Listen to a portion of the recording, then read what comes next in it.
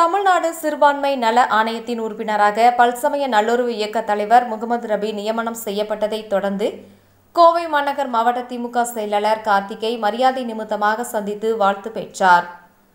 சிறுபான்மையினரின் உரிமைகள் மற்றும் நலன்களை பாதுகாக்க மாநில சிறுபான்மையினர் ஆணையம் தமிழகத்தில் செயல்பட்டு வருகிறது. இந்த ஆணையம் மாநிலத்தின் பல்வேறு பகுதிகளுக்கு சென்று சிறுபான்மையினரின் பிரச்சினைகளை ஆய்வு செய்து அதற்கான தீர்வு நடவடிக்கைகளை சம்பந்தப்பட்ட துறைகளுக்கு பரிந்துரை செய்கிறது.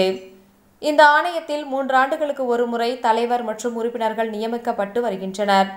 இந்நிலையில் இந்த ஆண்டு தமிழக முதலமைச்சர் ஆணைக்கிணங்க சிறுபான்மை நலத்துறை அமைச்சர் செஞ்சி மஸ்தான் பரிந்துரையின் பேரில் கோவையை சேர்ந்த பல்சமய நல்லுறவு இயக்க தலைவர் முகமது ரபி தமிழ்நாடு சிறுபான்மை நல ஆணையத்தின் உறுப்பினராக நியமனம் செய்யப்பட்டார். நியமனம் செய்யப்பட்டதை அடுத்து முதலமைச்சரை நேரில் சந்தித்து வாழ்த்து பெற்றார்.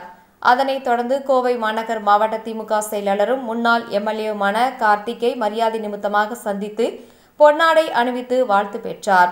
தொடர்ந்து சிறுபான்மை ஆணையத்தின் உறுப்பினர் முகமது ரபிக்கு பொன்னாடை அணிவித்து முன்னாள் எம்எல்ஏ வாழ்த்துக்களை தெரிவித்தார். இந்த சந்திப்பின் போது காரமடை அரங்கநாதர் கோவிலின் அறங்காவலர் குழு தலைவர் எம். ராமசாமி, அப்துல் ரகுமான், KM ரவி, சீனிவாசன், வினோத்குமார், கோவை அபு ஆகியோர் உடனிருந்தனர்.